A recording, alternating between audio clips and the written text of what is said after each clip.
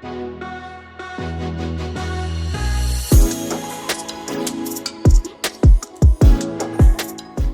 to this week's Q&A. We've got a question this week from one of our Australian expat viewers in Singapore, and their question is, who's buying into the Gold Coast market in Queensland? And the reason for that is because they're looking to buy a future residence for themselves there, and it's a luxury apartment, and they're a little bit dumbfounded in relation to how the market is so buoyant and why prices are so elevated in their minds, and who can afford this, in Australia, who can afford to pay these prices and the sort of rents that these properties are achieving.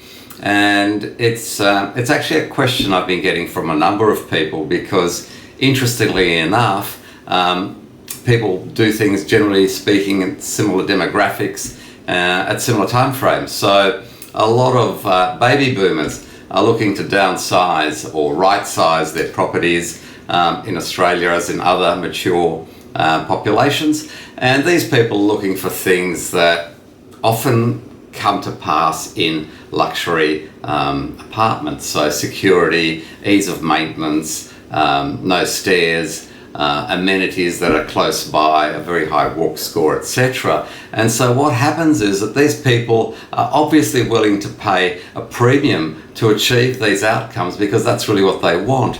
And they're at their the reward stage in life where they can afford to do that.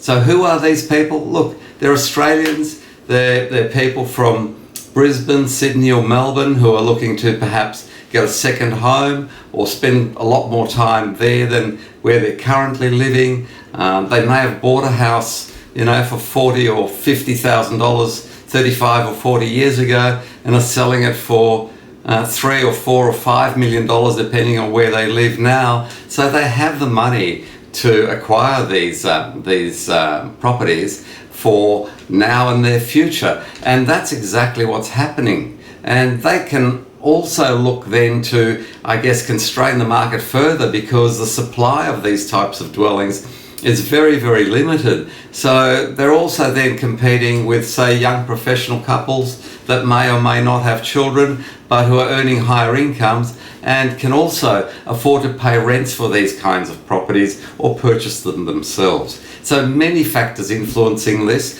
but I don't see that going away anytime in the medium term, and I think that pressure will continue to exist and grow further over time as we see future constraints placed on new supply due to many things, but government planning, cost of labour, and input costs on raw materials. So a lot of those are going up and not coming down to the levels they were pre-COVID.